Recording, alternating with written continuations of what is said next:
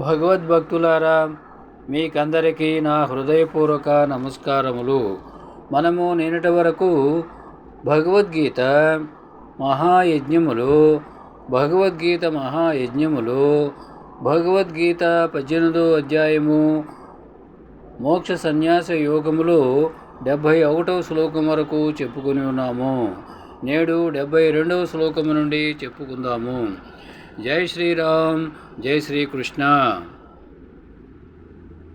71వ శ్లోకం వరకు భగవంతుడు అపూర్వమైనటువంటి ఆత్మజ్ఞానం వలన సంసార సముద్రం నశించి సాక్షాత్తు ఆత్మానుభూతిని పొందే ఫలం అబ్బుతుంది అని చెప్పారు. అలా ఆత్మానుభూతిలో ఉండి కైవల్య పదాన్ని కూడా పొందుతారని కైవల్యోపనిషత్తు నందు కూడా తత్వజ్ఞాన బోధానంతరం ఫలశ్రుతిగా ఉపనిషద్ వాక్యము తెలియజేశాడు భగవంతుడు, దేవాది దేవుడు శ్రీకృష్ణ పరమాత్మ. ఇప్పుడు అనంత తత్వజ్ఞాన బోధ చేసి అనంతమైనటువంటి తత్వజ్ఞాన బోధ చేసి భగవంతుడు 1వ అధ్యాయం నుండి ఈ 18వ అధ్యాయము 71వ శ్లోకం వరకు చేసి అర్జునుల వారితో ఏమంటున్నారు? ఏకాగ్రతగా విన్నావా? కావలసిన ఫలాన్ని పొందావా అని అర్జునుని అంటే సాధకుడు ఎవరు? అర్జును వారితో మనమందరము కూడా సాధకులమే. అర్జునుని ఇలా పరమాత్మ ప్రశ్నిస్తున్నాడు. పరమాత్మ ఏ విధంగా ప్రశ్నిస్తున్నాడు? ఏమని? కచ్చిదేత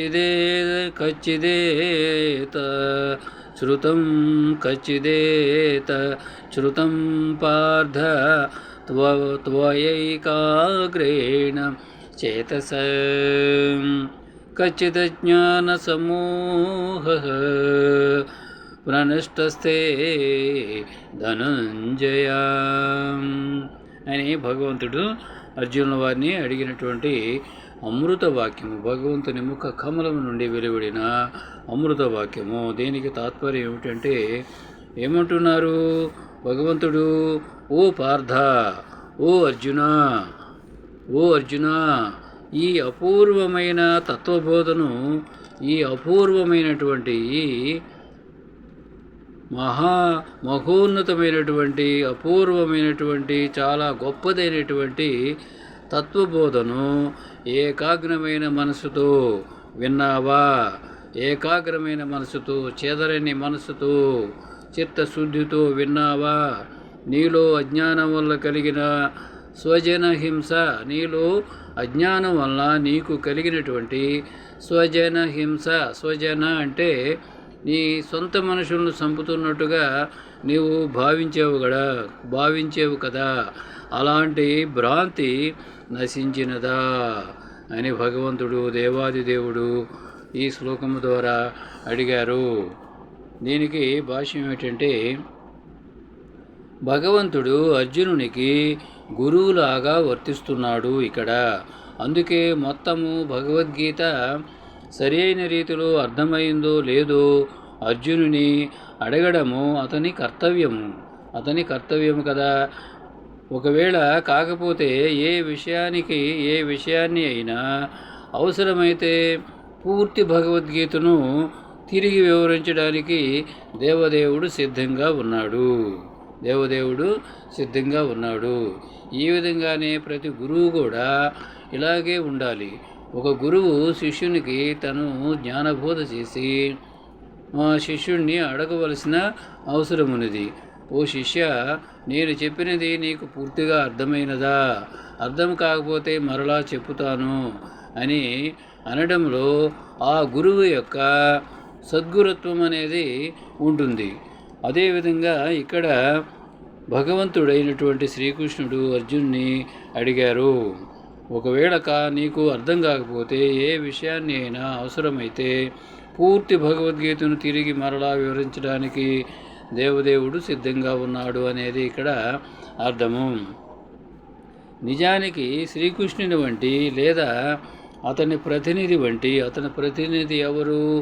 మహాగురువులు, సద్గురువులు ఉంటారు కదా, సద్గురువులు ఉంటారు. వారు భగవంతుని యొక్క ప్రతినిధులు అన్నమాట. ప్రతినిధి వంటి ప్రామాణిక గురువు నుండి భగవద్గీతను విన్న ఎవరికైనా తన అజ్ఞానము పూర్తిగా నశించినట్లు తెలుస్తుంది. భగవద్గీత ఎవడో కవి లేదా నవలా రచయితచే రచింపబడిన సాధారణ పుస్తకము కాదు. భగవద్గీత ఒకరు రచించినది కాదు. ఎవడో కవి లేదా నవలా రచయిత రచించినటువంటి గ్రంథము కాదు భగవద్గీత. ఇతర గ్రంథములలాగా భగవద్గీత రచింపబడలేదు. అది భగవంతునిచే చెప్పబడింది. స్వయంగా దేవాది దేవుడు శ్రీకృష్ణ పరమాత్మ, సర్వలోక సృష్టికర్త, సర్వలోక రక్షకుడు, సర్వాంతర్యామి శ్రీమన్నారాయణుడు మహావిష్ణువు చేత చెప్పబడింది. శ్రీకృష్ణుని నుండి లేదా అతని ప్రామాణిక ఆధ్యాత్మిక ప్రతినిధి నుండి ఆ ఉపదేశాలను వినే భాగ్యం పొందినవాడు నిశ్చయంగా ముక్త పురుషుడై అజ్ఞానాంధకారము నుండి బయటపడతాడు అనేది ఇక్కడ యథార్థమైనటువంటి విషయము అని మనతో పాటు అందరూ కూడా, మన హిందువులందరూ కూడా, మానవులందరూ కూడా గ్రహించాలి.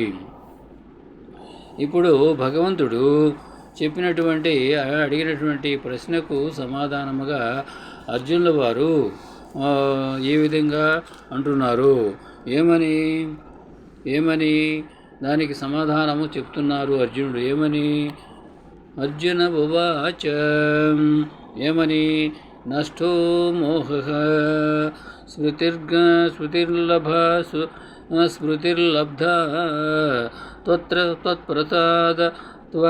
త్వత్ప్రసాదాన్మయాచ్యుత. నష్టో మోహ స్మృతిర్లబ్ధ త్వత్ప్రసాదాన్మయాచ్యుత. స్థితోస్మి గత సందేహః కరిష్యే వచనం తవ అని భగవంతునితో అర్జునుల వారు సమాధానం చెప్పారు. దీనికి తాత్పర్యం ఏమిటంటే, అర్జునుడు సమాధానము చెప్పాను ఏమని? ఓ కృష్ణ, దేవాది దేవ, అచ్యుత అంటే చ్యుతము లేనివాడు, అచ్యుతుడు. చ్యుతము అంటే నాశనము లేనివాడు, అంతము లేనివాడు, సర్వాంతర్యామి అయినటువంటి అచ్యుత. ఇప్పుడు నా మోహము నశించినది, నాకు కలిగినటువంటి మోహము నశించినది. నీ అనుగ్రహముచే నా స్మృతిని తిరిగి పొందాను. నా స్మృతిని నేను అంతకుముందు అధర్మం మీద యుద్ధము చేసి జయించాలి అనేటువంటి ఒక దృఢ సంకల్పాన్ని మరలా నేను తిరిగి పొందాను. ఇప్పుడు నేను స్థిరంగాను సందేహరహితంగాను అయి నీ ఆదేశానుసారము పని చేయడానికి సిద్ధముగా ఉన్నాను అని అర్జునుడు భగవంతునితో, దేవాది దేవుడు శ్రీకృష్ణ పరమాత్మతో సమాధానము చెప్పారు. దీనికి భాష్యం ఏమిటంటే, అర్జునునిచే చూపబడినట్లుగా జీవుని సహజ స్థితి ఏమిటంటే, అతడు భగవదాజ్ఞ మేరకు పని చేయవలసి ఉంటుంది. స్వీయ క్రమశిక్షణే అతడు ఉద్దేశించబడ్డాడు. స్వీయ క్రమశిక్షణకే అతడు ఉద్దేశించబడ్డాడు. భగవంతుని నిత్య దాసునిగా ఉండడమే జీవుని యొక్క అసలైన స్థితి అని శ్రీ చైతన్య మహాప్రభువు, భగవంతుని యొక్క దివ్య భక్తుడు శ్రీ చైతన్య మహాప్రభువు చెప్పారు. ఈ సూత్రాన్ని మరచి జీవుడు భౌతిక ప్రకృతిచే బద్ధుడవుతాడు. భౌతిక ప్రకృతి ఏమిటది? త్రిగుణాలమయము. త్రిగుణాలు అంటే సత్వగుణము, రజోగుణము, తమో గుణము అనేటువంటి వీటితోటి అరిషడ్వర్గ గుణాలు, రాగద్వేషాలు, తరువాత పంచ జ్ఞానేంద్రియాలు, కర్మేంద్రియాలు, మనస్సు, బుద్ధి, అహంకారము అనేటువంటి ప్రకృతిచే బద్ధుడవుతాడు మానవుడు, జీవుడు. కానీ భగవత్ సేవలో అతడు ముక్త భగవత్ సేవకుడు అవుతాడు. భగవత్ సేవలో మాత్రం ముక్తిని పొందేటువంటి భగవత్ సేవుడు అవుతాడు. సేవకునిగా ఉండడమే జీవుని సహజ స్థితి అని మనం గ్రహించాలి. అతడు మాయను లేదా భగవంతుడినో సేవించవలసి ఉంటుంది. ఈ ప్రకృతిలో జీవుడు ఒకటి మాయను, రెండు భగవంతుడిని సేవించాలి.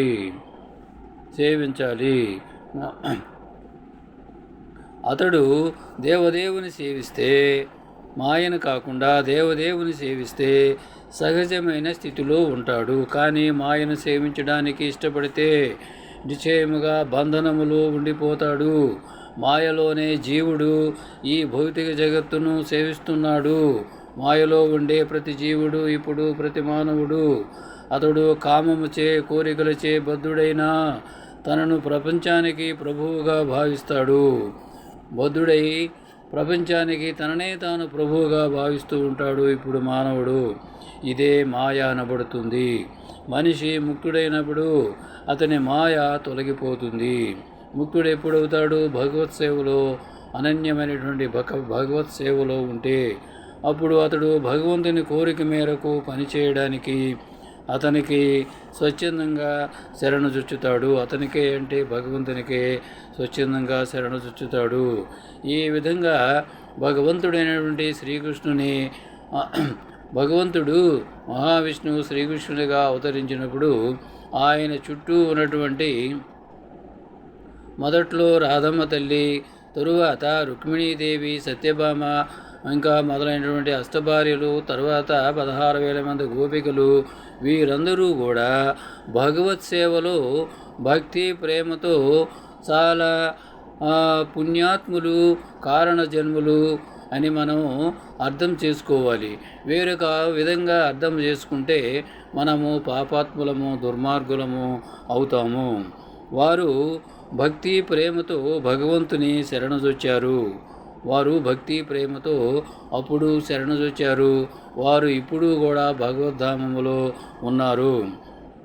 చివరి మాయ అంటే జీవుడిని బంధించడానికి ఉన్నట్టి చివరి మాయ వల ఏమిటంటే అతడు తానే భగవంతుడనని చెప్పుకుంటూ ఉంటాడు. అప్పుడు జీవుడు తాను బద్ధజీవుడిని కానని భగవంతుడినని అనుకుంటాడు. అతడెంత బుద్ధిహీనుడంటే నిజంగా తాను భగవంతుడే అయితే తనకెందుకు సందేహము కలుగుతుందనే ఆలోచన కూడా అతనికి రాదు. అది అతడు ఆలోచించుట కూడా. అందుకే అది చివరి మాయ యొక్క వల. నిజానికి మాయ నుండి ముక్తుడు కావడం అంటే దేవదేవుడైన శ్రీకృష్ణుని తెలుసుకుని అతని ఆజ్ఞ మేరకు పనిచేయడానికి అంగీకరించడమని అర్థము. ఈ శ్లోకములో మోహం అనే పదము చాలా ముఖ్యమైనది. మోహం అనేది జ్ఞానానికి విరుద్ధమైన దానిని సూచిస్తుంది. ప్రతి జీవుడు అంటే ప్రతి మానవుడు భగవంతుని నిత్య దాసుడనే అవగాహనే యథార్థానికి నిజమైన జ్ఞానము. నిజమైన జ్ఞానం ఏమిటి? ప్రతి మానవుడు భగవంతుని యొక్క నిత్య దాసుడిని, నిత్యము దాసుడిని అనేటువంటి అవగాహన కలిగి ఉండడమే యథార్థానికి నిజమైన జ్ఞానము. అతడే నిజమైన మానవుడు. కానీ తనను ఆ స్థితిలో ఊహించుకోవడానికి బదులుగా ఇప్పుడు మానవుడు ఏం చేస్తున్నాడు? తాను దాసుడు కాడని, భౌతిక ప్రపంచానికి ప్రభు అని తలుస్తూ ఉంటాడు. ఎందుకంటే అతడు ప్రకృతిపై ఆధిపత్యము చెలాయించాలని కోరుకుంటాడు. దీనినే ఏమంటాము? మోహము అని అంటాము. ఈ మోహము దేవదేవుని కరుణచే, కృపచే లేదా విశుద్ధ భక్తిని కరుణచే తొలగిపోతుంది. విశుద్ధ భక్తిని కరుణచే కానీ విశుద్ధ భక్తుడు ఏం చేస్తాడు? మంచి బోధన చేస్తాడు. కాబట్టి అతని యొక్క కృపచేత కరుణచే కానీ దేవదేవుని కృపచేత కానీ తొలగిపోతుంది. ఆ మోహము తొలగిపోయినప్పుడు మనిషి కృష్ణ భక్తి భావనలో పని చేయడానికి అప్పుడు సమ్మతిస్తాడు అని మనం అర్థం చేసుకోవాలి. శ్రీకృష్ణుని ఆదేశాన్ని బట్టి పనిచేయడమే కృష్ణ భక్తి భావన అని అంటారు. జడ పదార్థమయమైన ప్రకృతిచే ఈ ప్రకృతి అంతా కూడా జడ పదార్థమయము. ఈ ప్రకృతిచే మోహితుడైన బద్ధజీవుడు భగవంతుడే జ్ఞానపూర్ణుడు, సమస్తానికి యజమాని అనే విషయము తెలుసుకోలేడు. మాయలో ఉన్నప్పుడు భగవానుడు తాను ఏది కోరితే అది తన భక్తులకు ఇవ్వడానికి సిద్ధంగా ఉన్నాడు. అతడే ఎల్లరికీ మిత్రుడు భగవంతుడు. అతడు ప్రత్యేకంగా భక్తుని వైపు మొగ్గి ఉంటాడు, భక్తుల వైపు మొగ్గి ఉంటాడు భగవంతుడు. అందుకే ఇంతకుముందు జరిగినటువంటి కాలంలో చాలామంది భక్తులను భగవంతుడు రక్షించి ఉన్నాడు, ఇప్పుడు కూడా రక్షిస్తూ ఉంటాడు. అతడే ఈ భౌతిక ప్రకృతికి సకల జీవులకు అధిపతి. అతడు అవ్యయమైన కాలానికి కూడా అధిపతి. అతడే సమస్త విభూతులతో సమస్త శక్తులతో నిండి ఉంటాడు. దేవదేవుడు తననైనా ఈ భక్తునికి ఇచ్చుకోగలడు, తనను కూడా భక్తునికి ఇచ్చుకోగలడు. అంటే తనే దాసుడుగా కూడా భక్తునికి కాగలడు. అతనిని గురించి తెలుసుకొని వాడే మోహ ప్రభావంలో ఉంటాడు. అతడు భక్తుడు కాలేడు, కానీ మాయాదాసుడు అవుతాడు. అయినా అర్జునుడు భగవంతుని నుండి భగవద్గీతను వినిన తరువాత మోహ విముక్తుడయ్యాడు. శ్రీకృష్ణుడు కేవలము తన మిత్రుడేగాక దేవాది దేవుడని అతడు అర్థం చేసుకోగలిగాడు. అతడు శ్రీకృష్ణుడిని యథార్థముగా తెలుసుకున్నాడు. అదేవిధంగా మనము తెలుసుకోవాలి. కనుక భగవద్గీతను అధ్యయనము చేయడం అంటే శ్రీకృష్ణుని యథార్థముగా తెలుసుకోవడమని అర్థము. పూర్ణ జ్ఞానములో ఉన్నప్పుడు మనిషి సహజంగానే శ్రీకృష్ణునికి శరణాగతుడవుతాడు. మనిషికి ఎప్పుడైతే పూర్ణ జ్ఞానము ఉంటుందో అప్పుడే ఆ మానవుడు శ్రీకృష్ణుడికి శరణాగతుడవుతాడు. భగవంతుని నుండి శ్రీకృష్ణుని చుట్టూ ఉన్నటువంటి 16,000 మంది గోపికలు, రుక్మిణి మొదలైనటువంటి అష్టభార్యలు అనబడేవారు, రాధమ్మ తల్లి, తర్వాత గోపబాలురు, ఆ కాలంలో ఉన్నటువంటి భగవద్భక్తులు అందరూ కూడా మహర్షులు, మునులు, రాజర్షులు అందరూ కూడా భగవంతునికి శరణాగతులు అయ్యారు.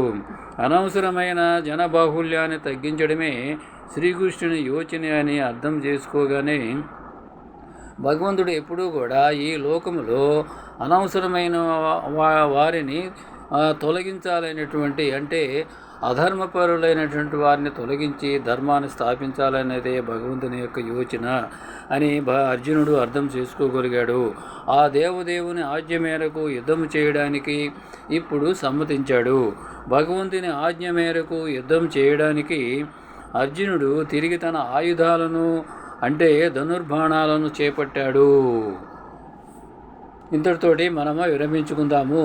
జై శ్రీరామ్, జై శ్రీకృష్ణ, హరే కృష్ణ హరే కృష్ణ, కృష్ణ కృష్ణ హరే హరే, శ్రీరామ జై రామ, జై జై రామ, శ్రీకృష్ణ జై కృష్ణ, జై జై కృష్ణ. భగవద్గీత శరణం శరణం, రామపాదం శరణం శరణం, కృష్ణపాదం శరణం శరణం. భగవద్గీత అభయం అభయం, భారతదేశం శుభం శుభం. భగవద్గీత హిందూ జయం జయం, భగవద్గీత హిందూ జయం జయం. ఇట్లు భగవద్గీత హిందూ మిషన్, వెంకటరామ సేవక్. భారత మాతా की जय. जय हिंद.